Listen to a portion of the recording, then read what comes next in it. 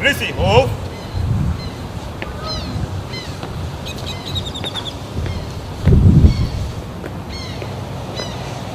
Vigilance, release it.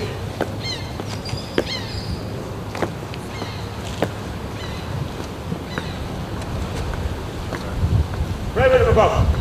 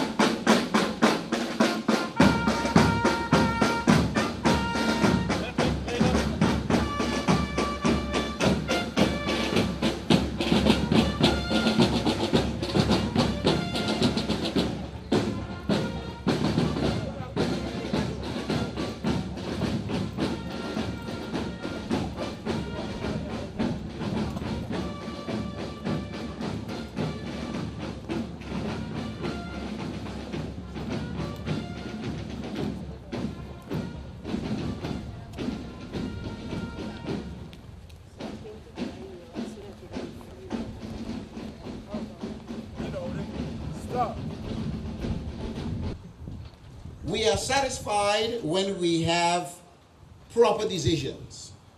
Now, the Justice Department and the word of justice is much associated with the penal developments of our country.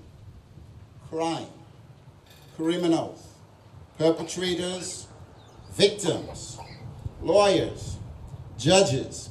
These are the individuals that play strong roles in this idea of justice and keeps us focused. But let me remind you here this morning on the God that at times decisions in the area of penal service becomes relatively easy, because once you have a perpetrator, it's probably easy to punish. But what kind of a punishment will you meet if there is no compassion? What kind of punishment will you mete out if there is no compassion? So therefore, we need to understand that in this decision that a judge, in whatever sphere he or she may be in, they must understand that there are 5 particular elements that must come to play in all decisions made. And I'm going to mention these 5 particular elements for you. 1, there must be compassion. 2, there must be honesty. 3, there must be understanding. 4, there must be redemption. And 5, there must be satisfaction. So when these 5 elements take place in a judgment, then everyone should be content. Now, we usually hear the term, they lost the case. Right. But you see, when you lose the case and understand that the person who won the case, you have to be at ease. Somebody could say amen. Definitely. Because there's no reason for you to fight. Because in a judgment, somebody's going to lose and somebody's going to win. Right? So, the most important thing for the person who is executing judgment is to understand that at the end of the day, when he or she executes his judgment, then victim, perpetrator, onlookers, and even the judge must be comfortable. Amen. And I'm going to tell you, the Bible says that God is going to be comfortable at the end of this world. He is going to be comfortable because he's going to administer judgment at the end of the world, but he's going to give all of us the opportunity to do what we have to do so that when he executes his judgment, he's going to be comfortable. Who loses must be comfortable, and who wins must also be comfortable. And who took the time to be here. I accept their apologies for those who could not be here due to illness, death, or family circumstances. Thank you, Pastor Illich, and all who were part of the church service. Thanks for praying for justice. And for those who could not make it to church this morning because of this commitment, well, we brought church to you.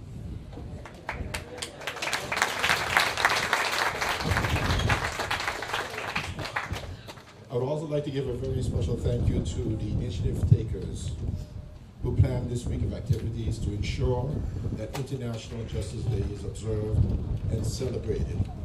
I want you all to stay positive and be just and start planning for next year, tomorrow.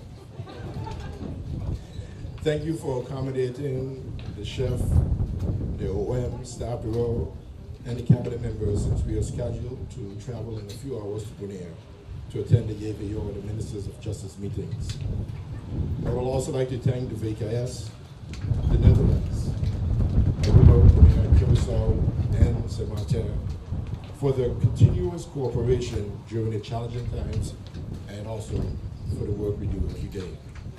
Your contribution is much appreciated.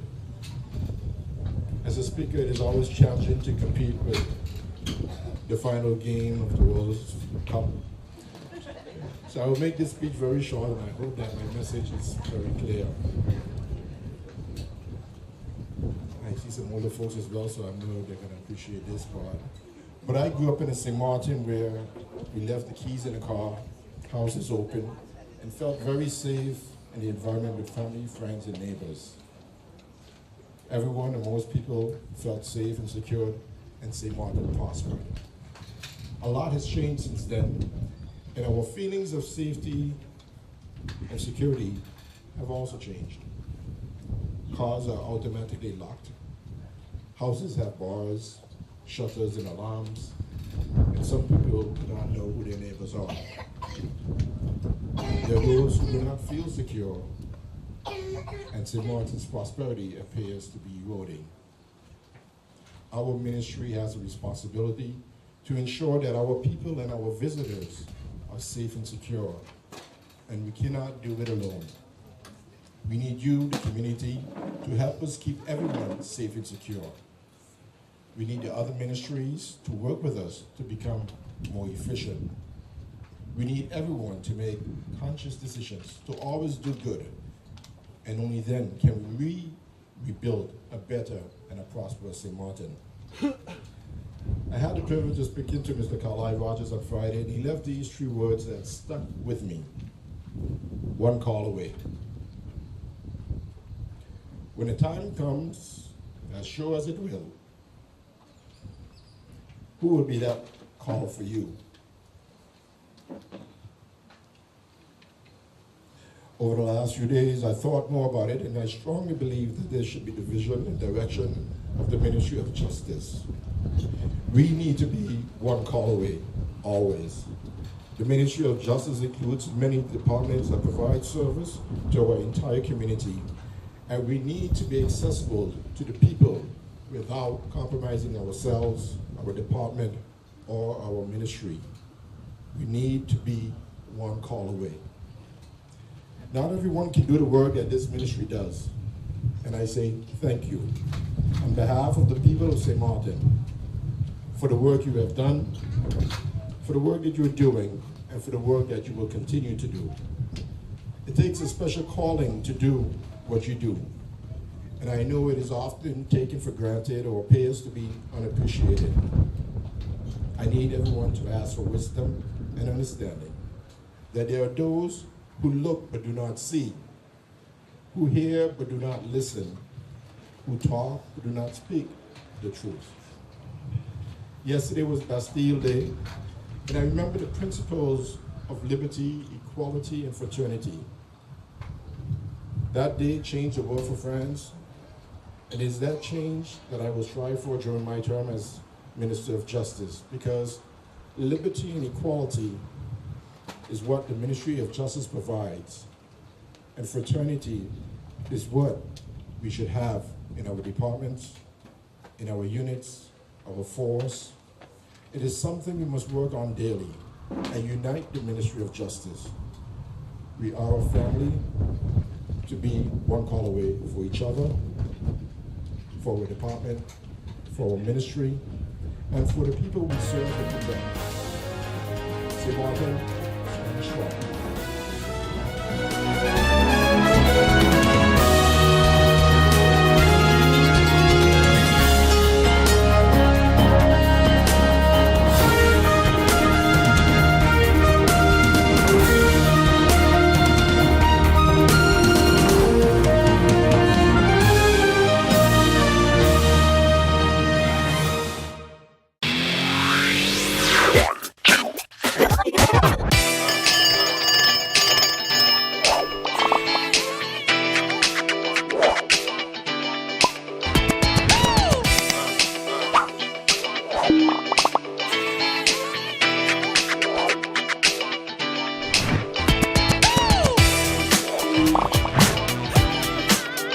Tell them, connecting you.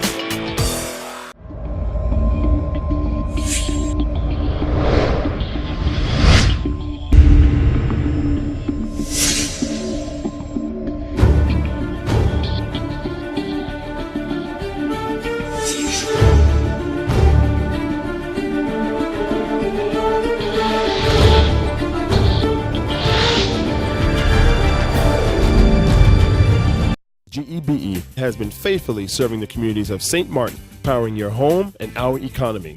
Come rain or shine, our qualified team of professionals are working hard 24 hours a day to provide you and your family with safe, reliable electricity and water. We use the latest technologies and test our products daily to maintain the highest international standards. Our friendly staff is always there to assist you, whether in person, over the phone, or online. We are committed to constantly improving our products and services, making them more efficient, effective, and environmentally friendly to serve you better today and our next generation of clients tomorrow. GEBE, powering a brighter future.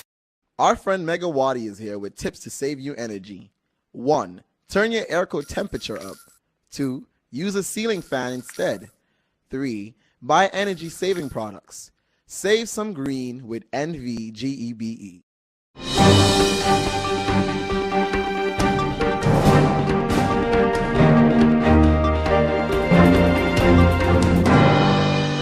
International Justice Day is celebrated around the world annually on July 17th. On St. Martin, the Ministry of Justice has chosen to join this celebration today. I would like to wish the Minister of Justice and all the men and women that serve this important ministry happy International Justice Day. Today is your day, and we are here to celebrate it with you. St. Martin stands strong, justice for all is a fitting theme. As the Ministry of Justice is responsible for maintaining public order, safety, security, and protecting both residents and visitors on St. Martin. As a highly sought after tourism destination, your service to this country is immeasurable. Prison guards, police, customs, immigration, and border protection, national detectives, MOT, Coast Guard, Court of Guardianship, public prosecutor, judicial affairs, and the Joint Court of Justice are all entities that form part of the Ministry of Justice. Each of you play an important role in upholding justice on St. Martin. Usually when we think of justice, we think of the police department, but we must also remember our first justice ambassadors of St. Martin, our immigration officers and our customs, who are the first point of contact at our airports.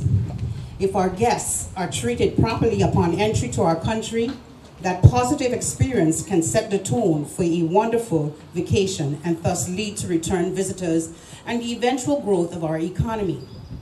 So the immigration officers, I want to encourage you to maintain a high level of customer service as you are representing, and customs as you are representing our country when you occupy that booth. I also want to recognize the Court of Guardianship, often not recognized, but plays a vital, important role in the protection of our children here on St. Martin, and this was quite evident during or after Hurricane Irma. During the recently held disaster conference in May, Chief Commissioner of Police Carl John shared a presentation that put into context the amount of work that the police department has done since the passing of the hurricanes last year.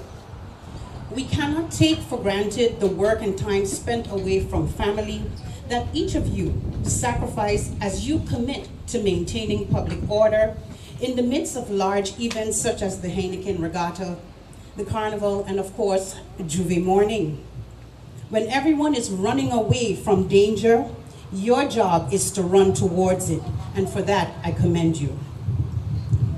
At this juncture, I would like to recognize the support from the Netherlands policemen and women that continues to be visible since the hurricane.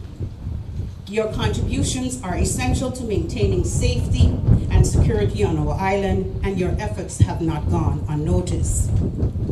Recently in Paris, at the Q4 meetings, I had the pleasure of being a part of agreements that will continue to foster the cooperation between the French and Dutch sides of this island, with respect to border protection, immigration, and policing. As Prime Minister, I remain committed to the establishing of meaningful cooperation between both sides in all areas where possible. In conclusion, I want to encourage the brave men and women of the Ministry of Justice that put their lives on the line daily. I would like to remind you to uplift the principles of integrity and protect and serve your community, as this is also the place where you reside. But I also want to ask the management of justice on all levels not to forget to recognize your workers, because all the work that they do on a daily basis, and for that they must be validified. At this time, I would like to call the Minister of Justice, the Honorable Cornelius de Weaver, forward. As Minister of Justice, you hold a great responsibility to protect and keep our citizens safe and uphold the laws that govern this country. I therefore would like to pin you with the Ministry of Justice pendant, and I ask that may God bless you, bless this nation, bless all that protect this island, keep us safe, and I thank you.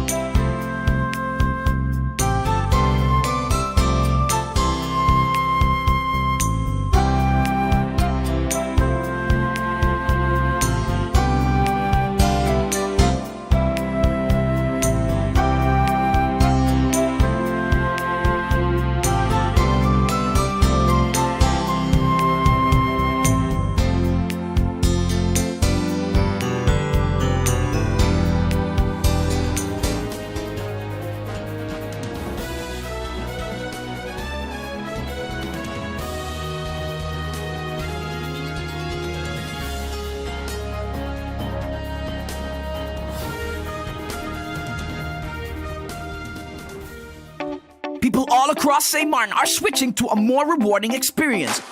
The WIB MasterCard Fun Miles credit card, better known as My Card. Earn 1 Fun Mile for every $2 spent, even abroad and online. This will quickly get you a ton of Fun Miles to redeem for travel, shopping, food, fuel, and much more. But there's more to My Card. Worldwide acceptance, an EMV chip for extra security, and 250 free Fun Miles with first use. Switch to My Card today at WIB. From within your reach.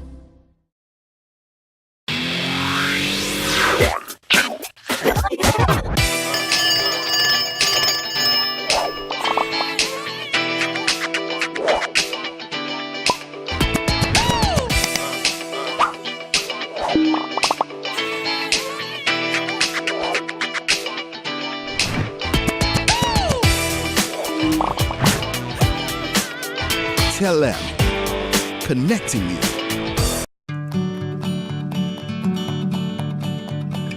It's been said that behind every door, possibility awaits.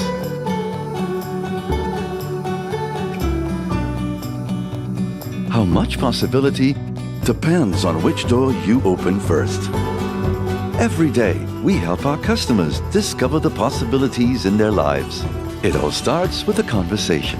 Scotiabank. Discover what's possible.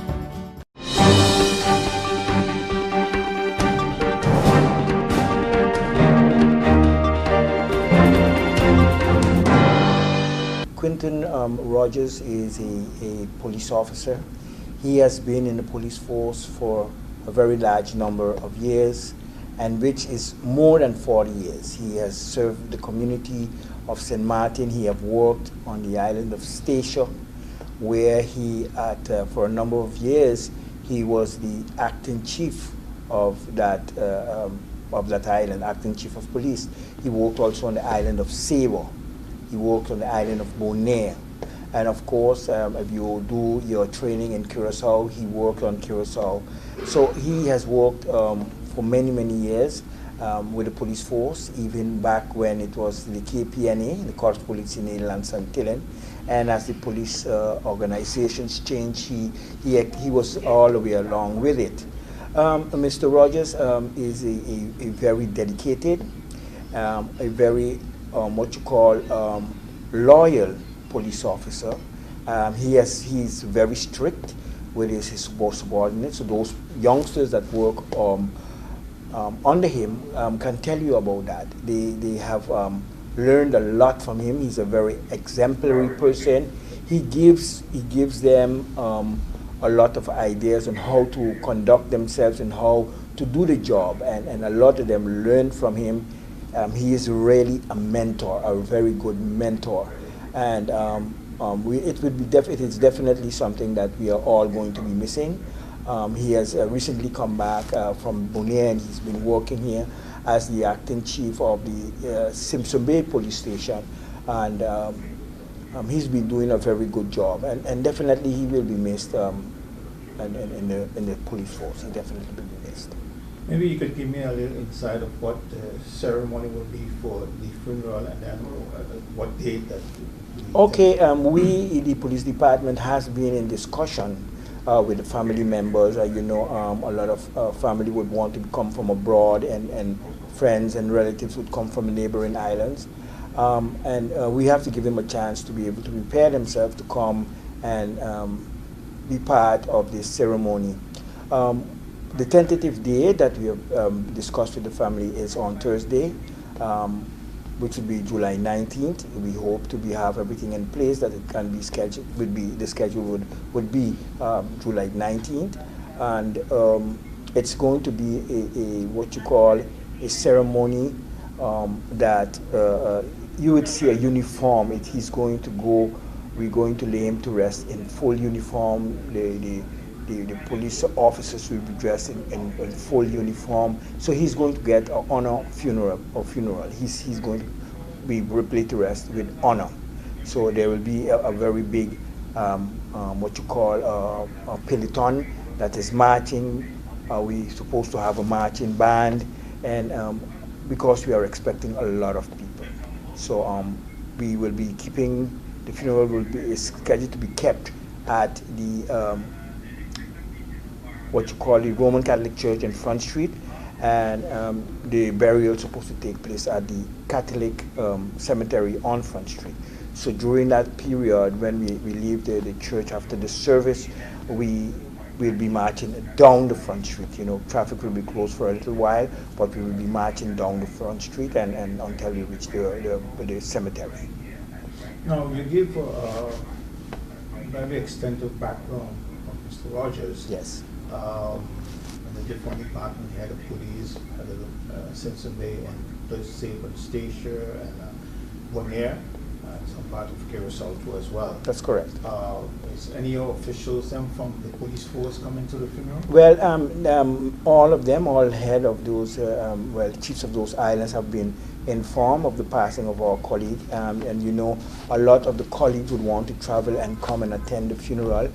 We are expecting several delegations from several islands of colleagues that are coming in, and we hope that the more they can come, the better it is for us to say goodbye to Mr. Rogers. So we are expecting a number of delegations coming in on the island during this period.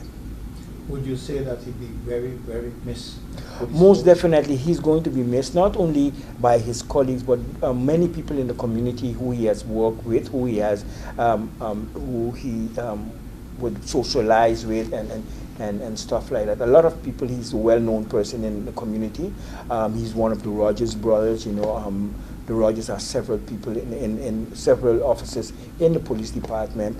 And Mr. Rogers, he's the commander of the VKS, a former chief inspector with the police department. They are all brothers, and they are well known in the community. So you can expect a large group of people from the community that is coming to say goodbye to Mr. Rogers, to Quentin Rogers as well. So definitely he will be missed. And what will be missed is because, for you, he'll be missed because if you get to know this gentleman, you would say, wow, this gentleman, he is strict, but he's fair. And that's what's good about him. And he's definitely a role model for many of his subordinates. And he have given them a lot of knowledge of how to deal with the work and how to make their reports and what to put in their report. And he has been a role model, he has been an example to them, he has been a teacher to them, he has been a friend, a dad, you know, someone that you can speak to, and he listens to your problems, and he gives you ideas, and he gives you how to get out of your problems and things like that. So he's definitely going to be missed. I have had a really, really good working relationship with him, and I definitely too will miss him.